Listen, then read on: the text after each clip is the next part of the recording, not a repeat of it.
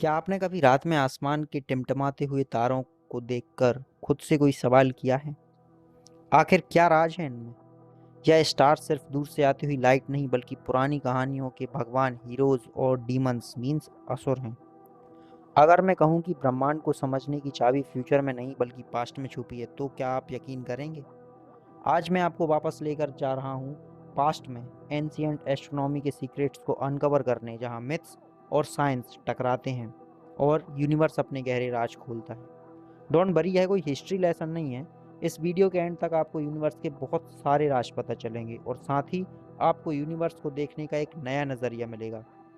So are you ready to know कि हमारे पूर्वज कैसे देखते थे यूनिवर्स को?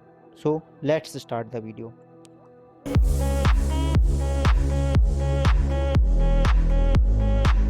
एंशियंट कल्चर के लिए एस्ट्रोनॉमी सिर्फ एक साइंस नहीं था, यह उनके बिलीफ सिस्टम का एक इम्पॉर्टेंट पार्ट था। एस्ट्रोनॉमी उनके रिलीजन, एग्रीकल्चर एंड सोसाइटी को बहुत इफ़ेक्ट करता था। सन, मून एंड स्टार्स, इन सब के मूवमेंट्स को देवी देवताओं का संदेश समझा जाता था, जो खेती के मौसम से लेकर धार्मिक रस्मों तक सब कुछ गाइड करते थे। We can take an example of ancient Egyptians. उनका कैलेंडर नाइल नदी में हर साल आने वाली बाढ़ पर बेस्ड था, जो सीरियस स्टार के उगने से मिलता था। ये सेलेस्टियल इवेंट इतना इम्पोर्टेंट था कि इसने उनकी पूरी खेती के साइकिल को शेप दिया था। Early myths and legends. Ancient myths and legends अक्सर सेलेस्टियल बॉडीज़ के अराउंड रिवॉल्व करते थे। सन, मून और स्टार्स सबकी अपनी अपनी स्टोरीज थी, जिनमें उन्हें हीरोज तो कभी डीमंस बताया जाता था। यह मिथ्स सिर्फ कहानियाँ नहीं थे, प्रकृति की व्याख्यान थी। ग्रीक माइथोलॉजी में सन को हीलियस के रूप में डिस्क्राइब किया जाता था, जो हर दिन अपने रथ को आसमान पर से ले जाते थे। ऐसा प्रेजेंटेशन हिंदुज़म में भी किया गया है, जिसमें सूरज को देवता माना गया। यह मान्यताएं सन की डेली मूवमेंट को रिप्रेजेंट करती थी, फ्रॉम सनराइज टू सनसेट, और लोगों की दुनिया को समझने में हेल्प करती थी। Decoding the mysteries, the science behind myths. But ancient astronomers ने यूनिवर्स को कैसे समझा? उन्होंने सेलेस्टियल बॉडीज़ को ट्रैक करने के लिए सिंपल पर इंजीनियस टूल्स का यूज़ किया था। स्ट्रक्चर्स जैसे इंग्लैंड का स्टोनहेंज और सेंट्रल एशिया की Mayan observatories sun, moon and stars के साथ अलाइन थे। ये एंशियंट ऑब्जर्वेटरी सिर्फ मॉन्यूमेंट्स नहीं थे, यह सोफेस्टिकेटेड इंस्ट्रूमेंट्स थे जो ग्रहण मीन्स इक्लिप्स और solstice means the time when sun is on its zenith, जब सूर्य अपनी शिखर पर होता है, ऐसे सेलेस्टियल इवेंट्स को प्रिडिक्ट करने में हेल्प करते थे। मायान्स ने एक ऐसा कैलेंडर बनाया था जो इतना एक्यूरेट था कि वह सोलर एक्लिप्स को 100 साल पहले ही प्रिडिक्ट कर सकता था। You can think about it कि आज से हज़ारों साल पहले उनके पास इतनी एडवांस टेक्नोलॉजी थी। Chronology of ancient astronomy. चलिए अब एंशियंट एस्ट्रोनॉमी को क्रोनोलॉजिकल तरीके से स्टडी करते हैं। इससे हमें यह समझने में मदद होगी कि कैसे अलग अलग सिविलाइजेशंस ने अपने समय में एस्ट्रोनॉमी को डेवलप करने में अपना अपना योगदान दिया। 3000 BC मीज़ोपोटामियन एस्ट्रोनॉमी। 3000 BC में मीज़ोपोटामियंस ने पहली बार सेलेस्टियल बॉडीज़ को रिकॉर्ड किया। उन्होंने वीनस के मूवमेंट्स को ट्रैक किया और प्लैनेटरी पोजीशंस को प्रिडिक्ट करने के लिए मैथमेटिकल मॉडल्स बनाए। 2000 BC इजिप्शियन एस्ट्रोनॉमी। 2000 BC तक इजिप्शियन ने अपना कैलेंडर बना लिया था, जिसके बारे में हम पहले बात कर चुके हैं। 500 BC ग्रीक एस्ट्रोनॉमी। 500 BC में Greek philosophers Pythagoras and Aristotle ने जियोसेंट्रिक मॉडल प्रपोज किया था, जिसे बाद में प्टोलेमी ने रिफाइन किया। जियोसेंट्रिक मॉडल क्या है, इसके बारे में हम आगे चर्चा करेंगे। 400 BC इंडियन एस्ट्रोनॉमी। 400 BC में इंडियन एस्ट्रोनॉमर्स ने सूर्य सिद्धांत जैसे टेक्स्ट में प्लैनेटरी मोशन और सोलर ईयर की प्रिसाइज कैलकुलेशन दी। 150 BC प्टोलेमीज एल्माजेस्ट। 150 BC में प्टोलेमी ने एल्माजेस्ट लिखा, जो कि एंशियंट एस्ट्रोनॉमी का एक कॉम्प्रहेंसिव कंपाइलेशन था और 1400 सालों तक स्टैंडर्ड टेक्स्ट बना रहा। Ancient Indian astronomy, a legacy of knowledge. India की एस्ट्रोनॉमी में एक रिच और प्रोफाउंड लेगेसी है। We Indians were so great obviously. Ancient Indians astronomer ने ऐसे कंट्रीब्यूशन किए हैं जो अपने टाइम से बहुत आगे थे। वेदास, जो दुनिया की सबसे पुरानी टेक्स्ट हैं, उनमें डिटेल्ड एस्ट्रोनॉमी का नॉलेज है। इंडियन एस्ट्रोनॉमी का सबसे बड़ा रिमार्केबल अचीवमेंट है ज़ीरो का कॉन्सेप्ट, और इसके साथ ही डेसिमल की डेवलपमेंट भी इंडिया में ही हुई थी, जिसने mathematics as well as astronomy में क्रांति ला दी थी। 18th सेंचुरी में राजा जयसिंह सेकंड ने जंतर मंतर में ऑब्जर्वेटरीज बनवाई।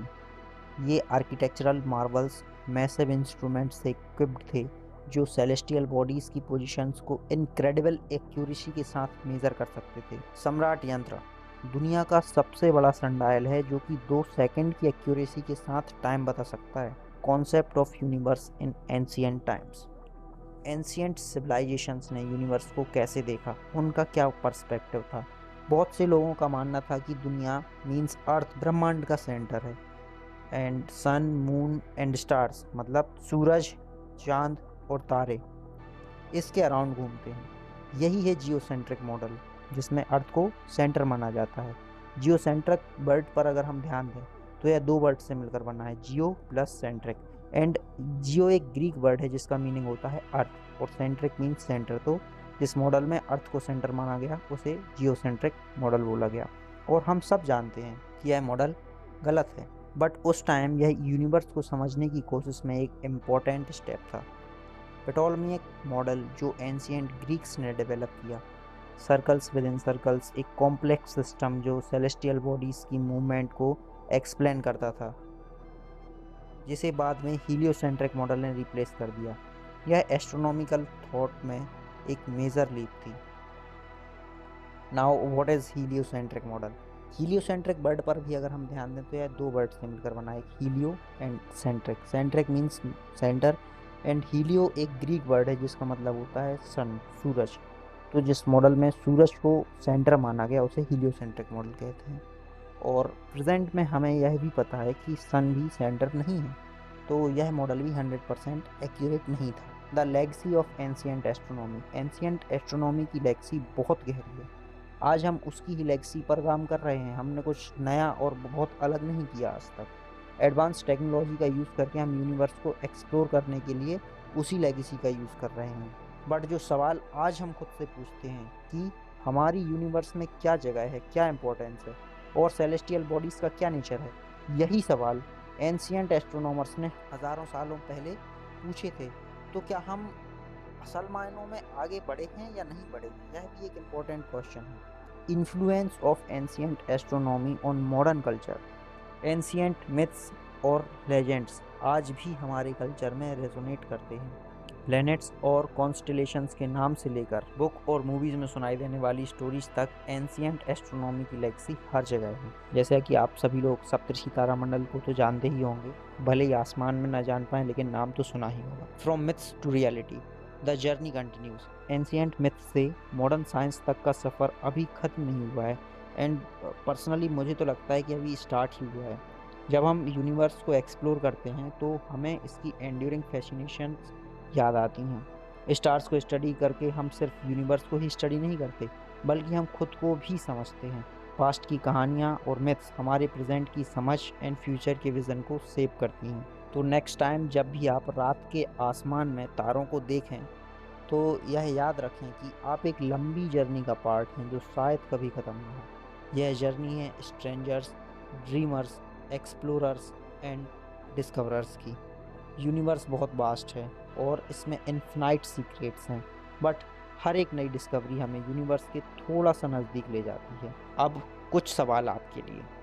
आपको क्या लगता है कि अगर एंशिएंट एस्ट्रोनॉमर्स यह देख पाते कि हम कितने दूर आ चुके हैं तो वह क्या कहते? और क्या हम कभी यूनिवर्स के सारे राज जान पाएंगे? क्या टाइम ट्रैवल कभी पॉसिबल हो पाएगा? कमेंट्स में अपने जवाब और अपने विचार ज़रूर बताएं। तो यह था आज का रोमांचक सफ़र जो यहीं ख़त्म होता है। अगर आपको वीडियो इन्फॉर्मेटिव और इंटरेस्टिंग लगता है तो इसे लाइक ज़रूर करें, अपने दोस्तों के साथ शेयर करें, और ऐसे ही अमेजिंग कंटेंट के लिए चैनल को सब्सक्राइब करें। Thanks for watching this video. आज के लिए इतना ही। नेक्स्ट वीडियो में फिर मिलेंगे, तब तक के लिए बाय। Being something.